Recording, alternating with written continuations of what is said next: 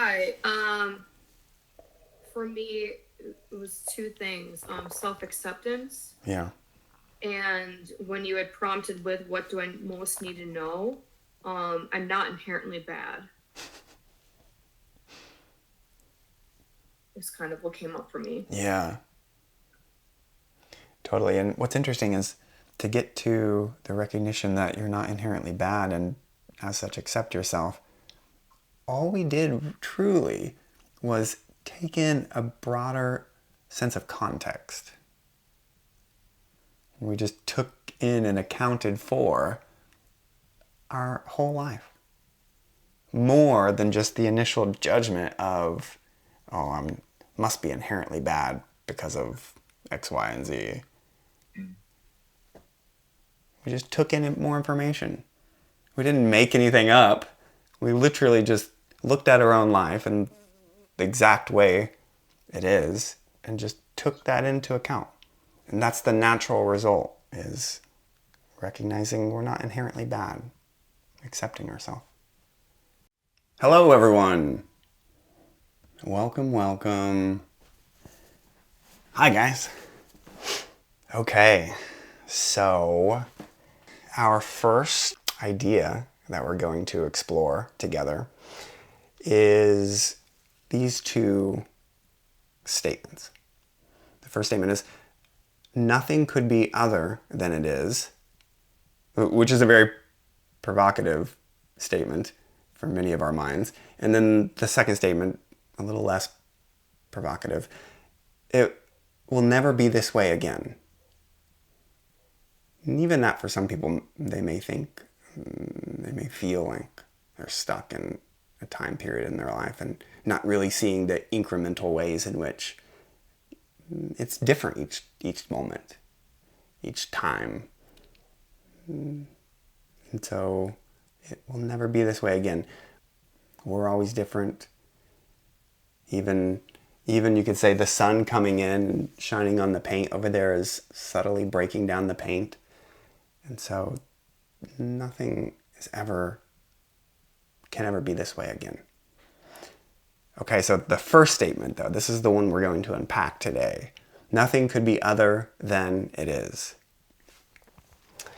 This is a really fun idea to explore. And in order to make it as clear as possible in an experiential way, I've defined these 4 steps, and I'm just going to sort of briefly go over them, and then and that'll be the conceptual side. And then we're going to do a meditation themed around that idea, which will be the experiential side.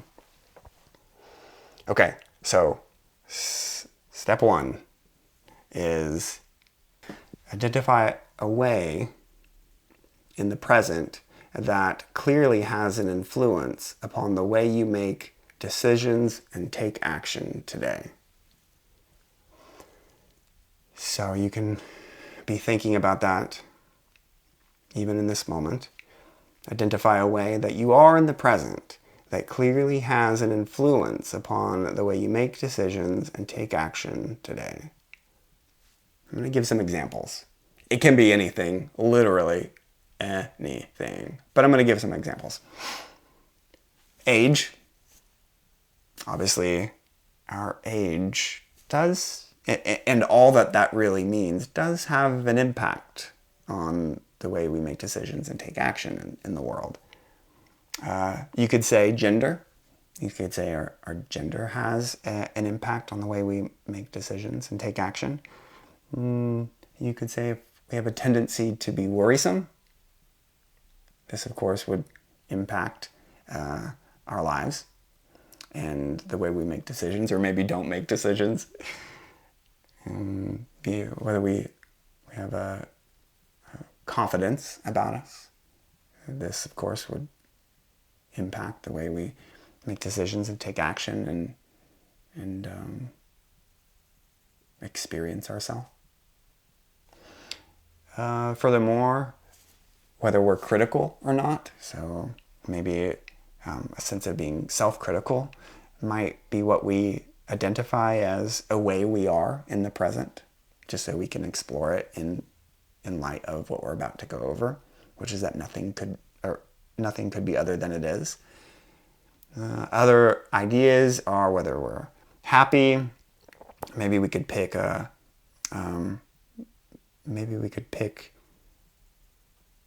recognition that we have long-standing body pains or illnesses.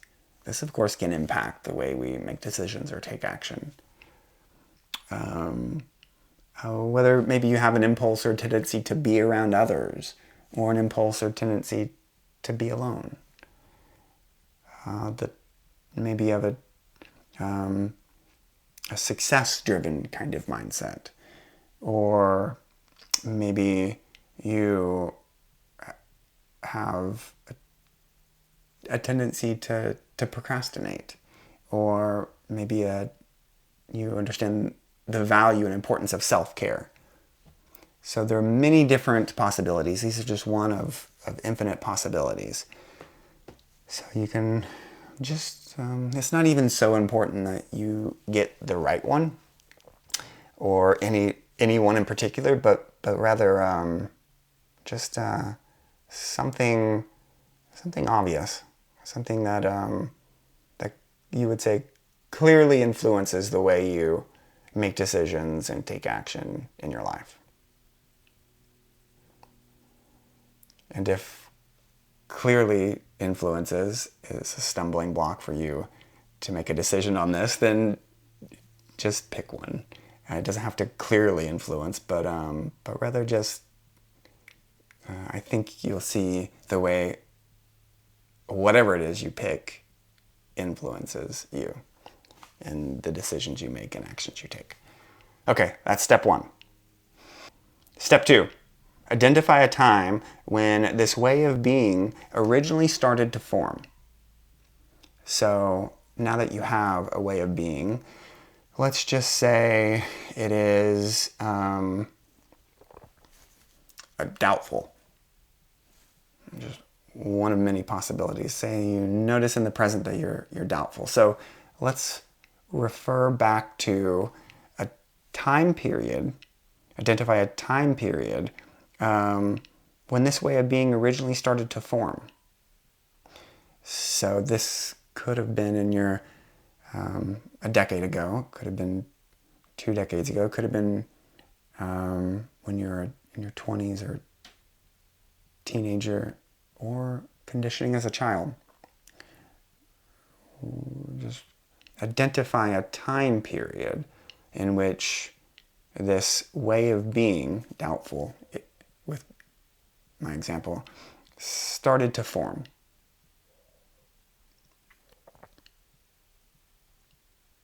And you don't have to get super precise. You can just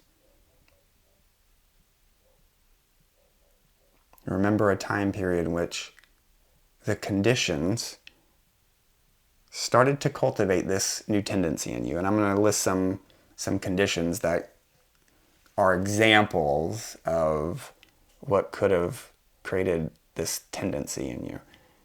So conditions such as parents, obviously, teachers, media influences, priorities that you had at the time, resources that were available to you, skills you had, experiences you had up to that point, particular family members, neighbors, information that was available to you. There's a lot more information that's available today than there was 10 years ago even. Interests you had, goals you had, values you held at that time. So just pick a time period in which some of these or other influences begin to cultivate within you this particular way of being that in this moment we're calling doubt, as an example. So in step one, we've identified a quality within us, doubt as the example. Step two, we're identifying a time period in which this doubt may have been first cultivated, beginning to to peek its head, or maybe it was even a traumatic event, in which case it happened all at once.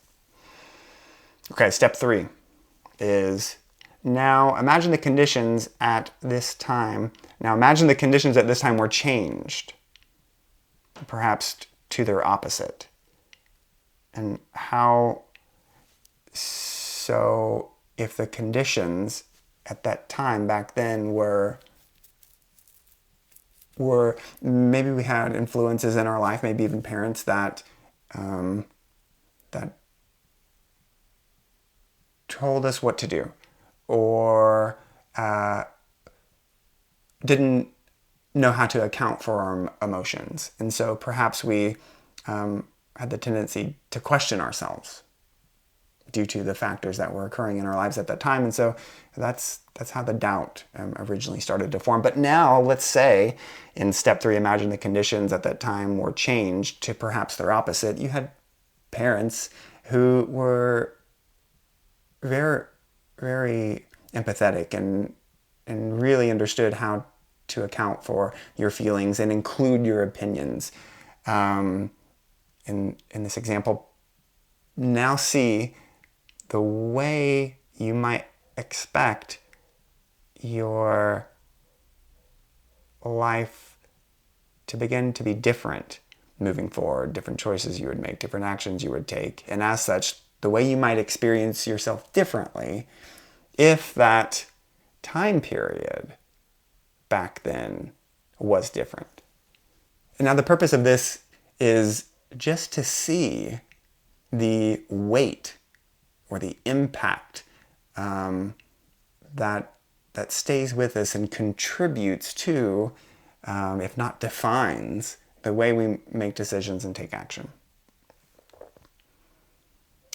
And then lastly, step 4 is see how each way of being has a weight which keeps you from being any other way in the present. So now let's say in the present, if we are doubtful, and we can see that the way we are in the present is a simple and innocent expression of what has occurred in the past, and as such, couldn't be any other way now. Of course, that's where the other part of the quote comes in. It also will never be this way again. So I add that quote because oftentimes we can feel like we're sentenced to a life of X, Y, and Z, in this case, doubt. But that's not the intention, because obviously we can and do make changes moving forward. But oftentimes those changes are inhibited or limited when they could be expedited by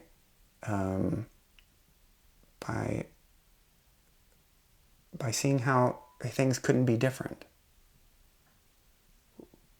When we're able to see more clearly that the way I am right now couldn't be any different, then it allows us the freedom of being able to influence those parts of ourself, because we don't have the same judgments or guilt or shame or expectations around that way of being. And so we're able to really identify the bottleneck a lot more readily and begin to direct our lives in the way we really want to go. So this is just the example of moving through these 4 stages in order to recognize for ourselves that nothing could be other than it is. And so I love this subject matter because it's, on one hand, very very provocative in the sense that the change mechanism is not a linear change mechanism. After we get to this point of seeing how we couldn't be anything other than we are, and nothing could be anything other than it is, then we can experience a great deal of peace, of course, and understanding of how to change our life moving forward. That without this recognition of things couldn't be other than it is, tends to inadvertently keep us stuck. And so it's a strange, it's an I say it's a provocative approach because it seems kind of depressing from one perspective. From the outside perspective, like looking at the idea of things couldn't be other than they are, it seems depressing and defeating. But the experience of knowing that that's true is completely liberating. And when you feel liberated, then you're able to make different choices and take different actions in your life. Okay. Put your phones on mute so you're not disturbed during our exploration. And keep your microphones muted so as to not disturb each other. And we will go ahead and get started. So we'll do a short, kind of abbreviated version of our usual meditation, which just helps our mind to settle, A, and then B, helps us to connect with that deepest, most irreducible part of ourself that we might call soul or spirit or awareness. Because it is from that vantage point that it's much easier to do this inner work. So after we do an abbreviated version of that, then we'll start these 4 steps. All right? If everyone is ready, feel free to get comfortable and close your eyes if you like.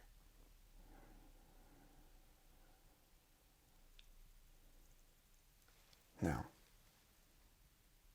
the very first thing to do anytime we would like to meditate, if and when our eyes are closed, or feel more centered, if and when our eyes are open,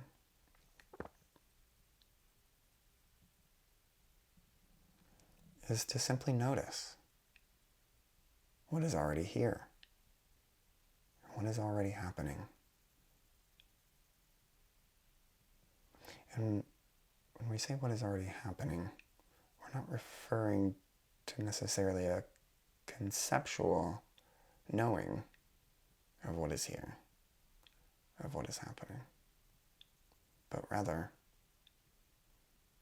the recognition of seeing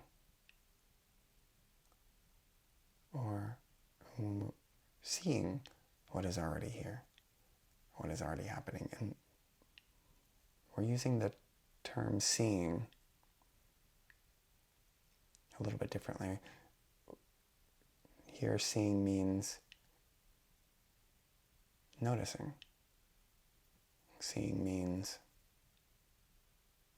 being aware.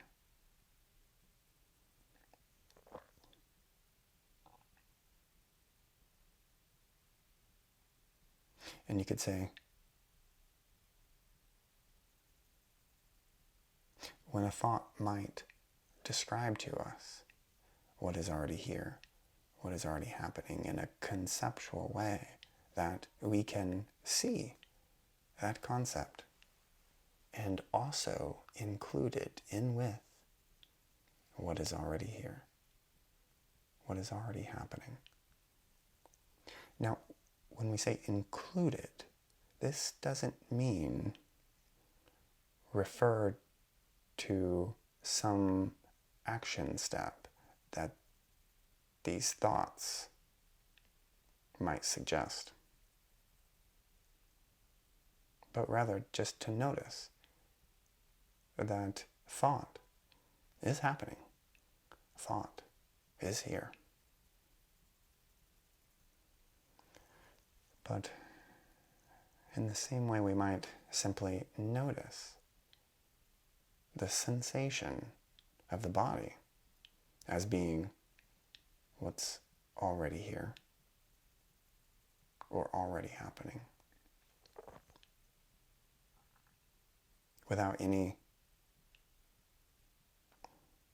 impulse to take action on what to do about this sensation of the body that's noticed. We'll be approaching thought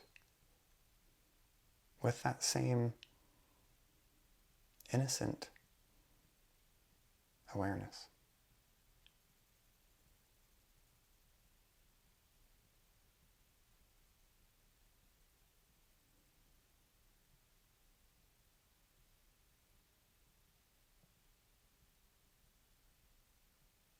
And in this way, you could say that the sensation of the body and thought are the same thing in terms of what can be noticed, what's already here, what's already happening.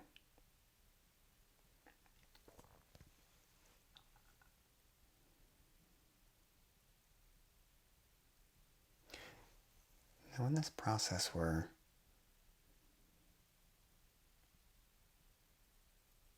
sort of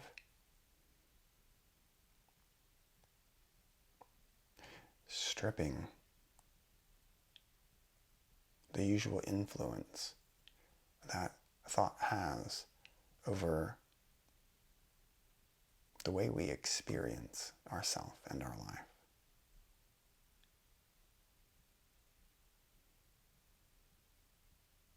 And rather giving that power to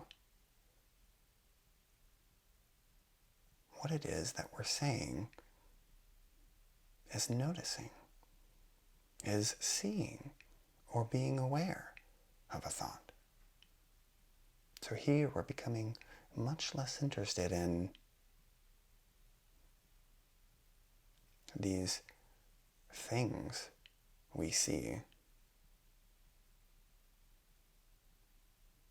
and much more interested in what it is that's doing the seeing.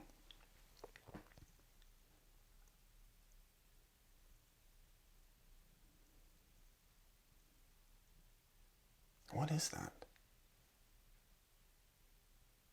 Throughout the day, we often become so fascinated by the information that thought is delivering to us.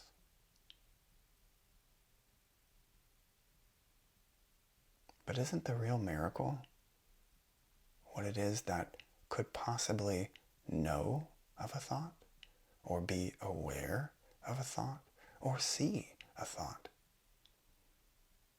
What is that little miracle?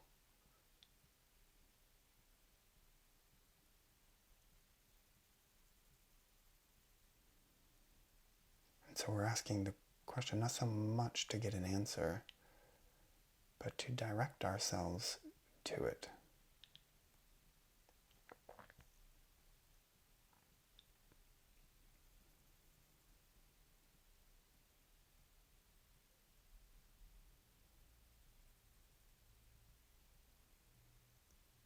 What is that little miracle?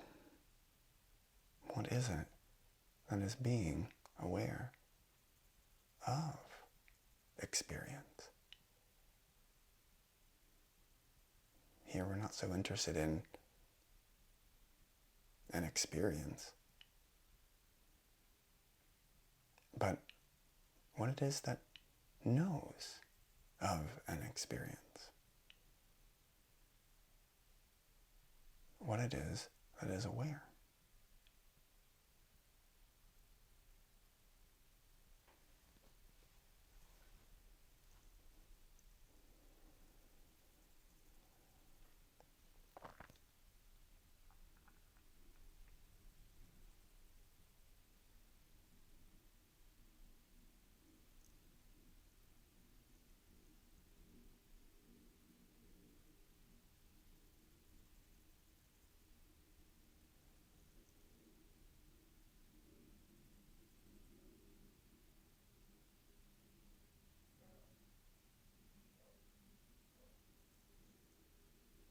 And naturally, we may still be aware of parts of experience, the body, a thought, an image, feelings. But we simply keep referring to the question, what is it that knows? What is it that is aware of these parts of experience?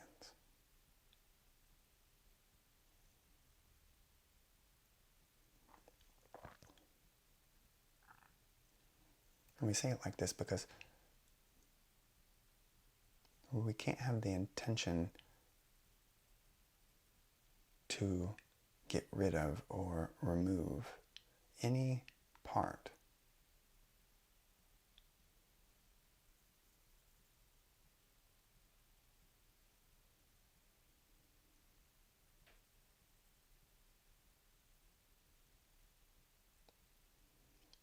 but if we do notice that intention, then that intention just becomes another part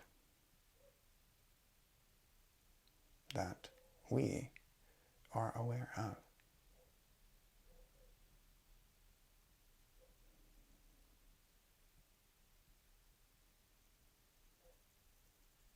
Don't let anything masquerade as you. The only you is what is being aware.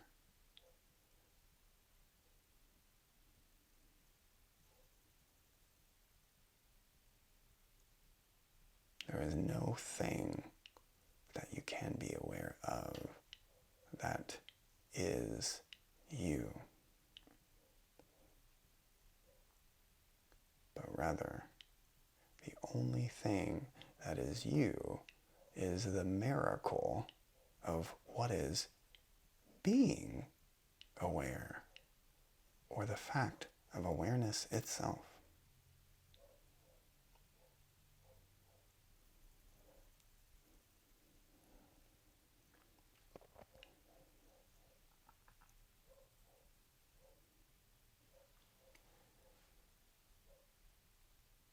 Now begin to bring to your mind a way that you are in the present that clearly has an influence upon the way you make decisions or take actions today. So identify a way of being.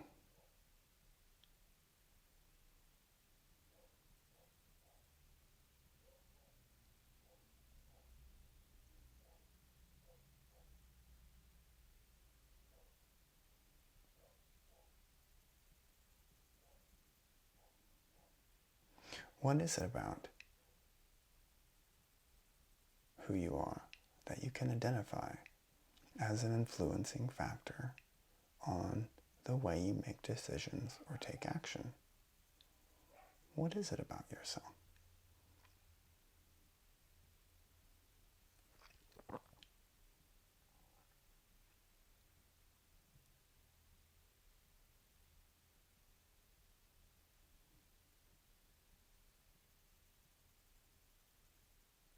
Now, look for a time period in your life where you think that way of being first began to take shape. It may be helpful for you to recall the conditions of your life at that time that were influencing or causing that way of being to take shape. Could have been parents, family, extended family, neighbors, teachers, media, goals, priorities, resources.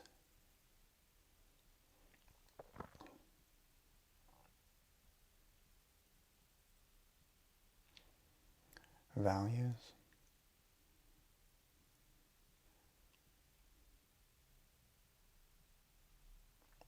specific incident, whether joyful or traumatic. Just recall a time period in your life where you might attribute what was happening then to the way that you, or rather, attribute to the cause or cultivation of this way of being that you are today.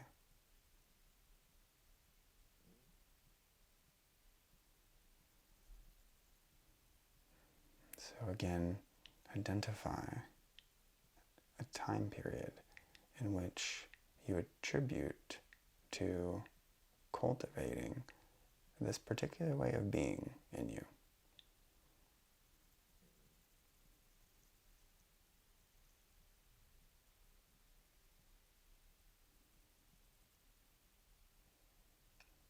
When or where did this way of being first start?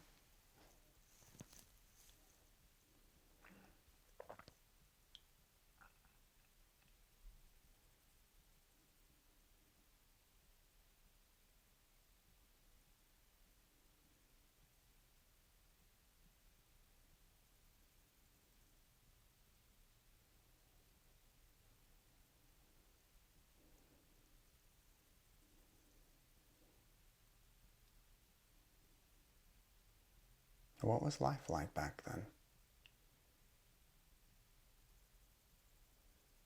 Put yourself in the shoes of yourself back then. Remember, feel, think like yourself back then. See through the eyes of yourself back then.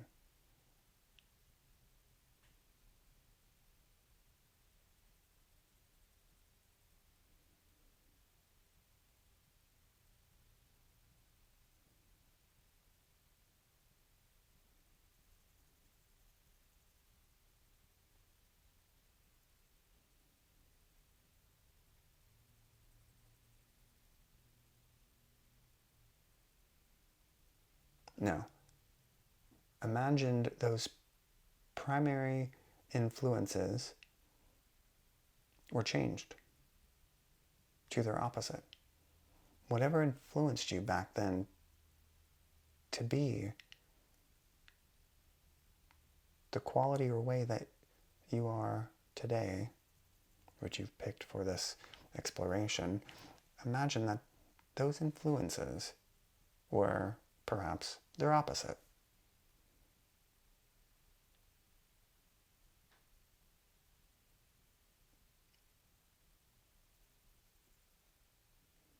And then begin to notice what that would take from you moving forward, what that would give to you moving forward.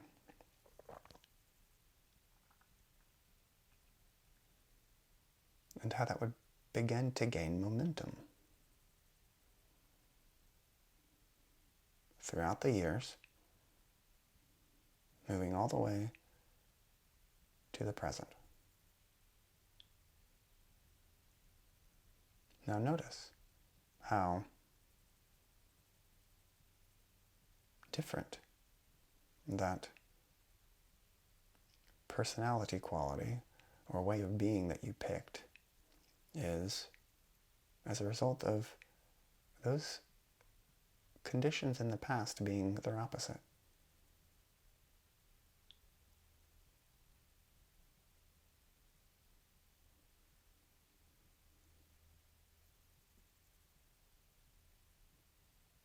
And just follow that timeline to see how you think things would have been different. And as such, influence the way you make decisions and take action in the present time.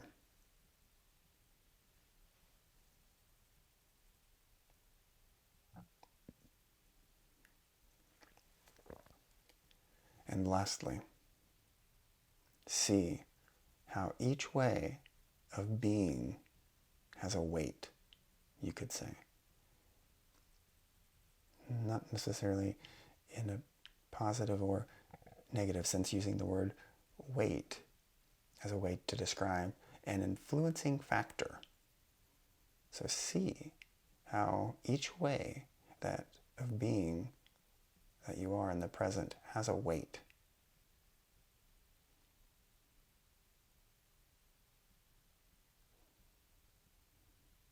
And which keeps you being that way.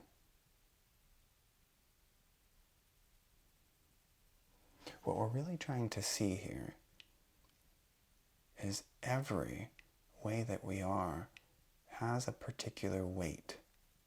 You could say momentum, but we're using the word weight now, in which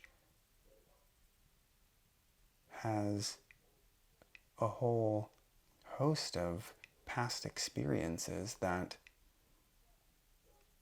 culminate in the present as that weight, and as such determines the way we take actions or make decisions in the present.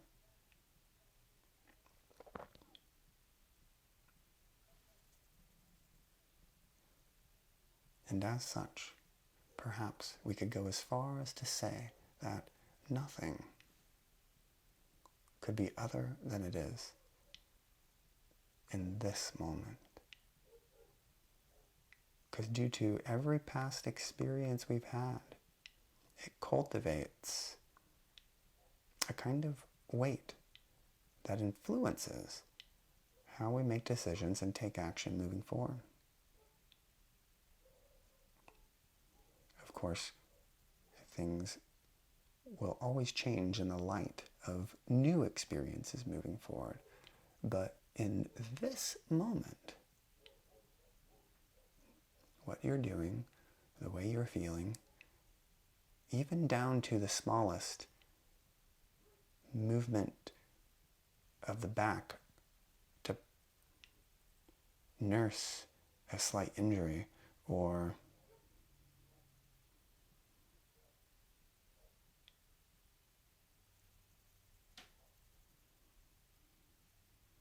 sweaty palms on certain topics, or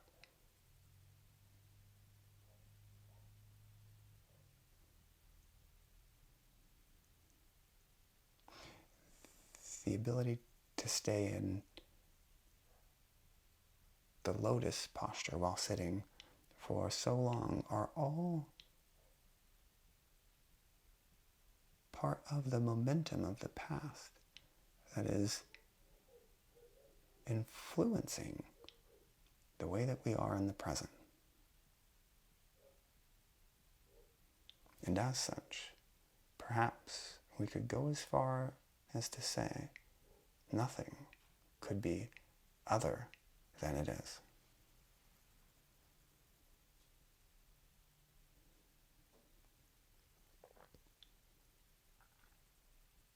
Now notice, what does this give to you?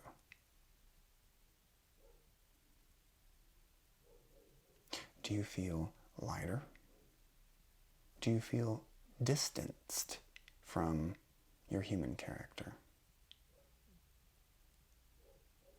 Do you feel less attached to the ideas or injustices of your life?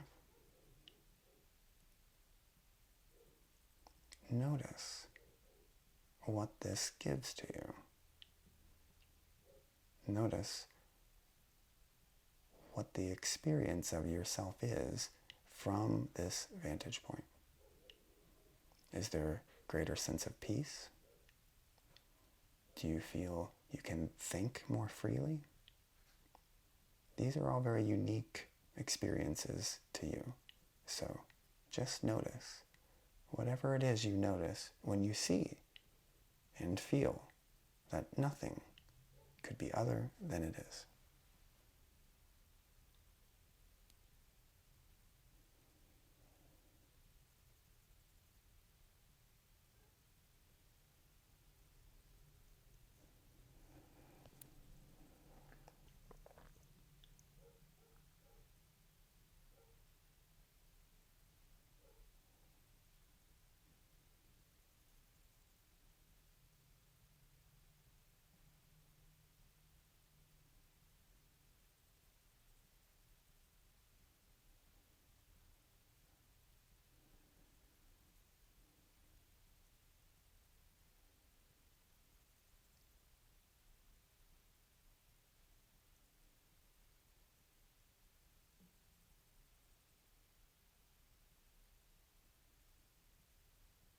And you can ask yourself the final contemplative question. What do I really need to know here? What would be most helpful for me to know moving forward?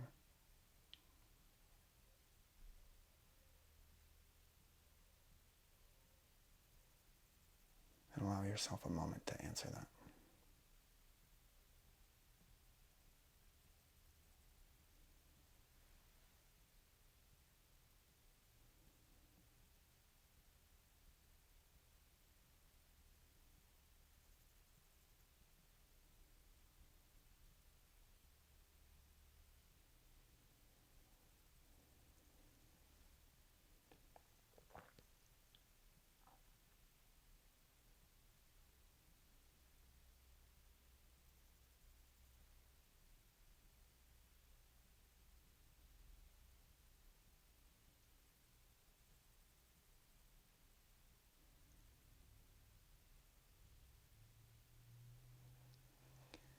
And when you're ready, begin to bring this recognition of the miracle of being aware back to the objects that you are aware of, back to the sensation of the body, back to our thoughts, emotions, this moment and each other and our conversation. And when you're ready, and only when you're ready, at that point, feel free to take in a deep breath and open your eyes.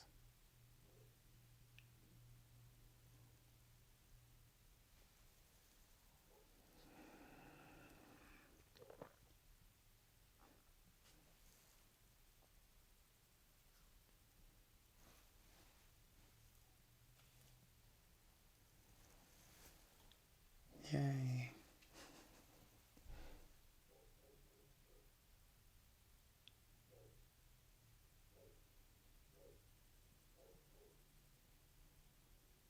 I'd love to hear people's thoughts about this statement in particular.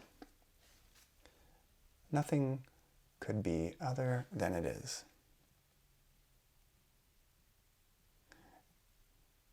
And if I were to be a little more specific, I might even say, when we got to the point at the end, after the journey prior to that, what way did you feel?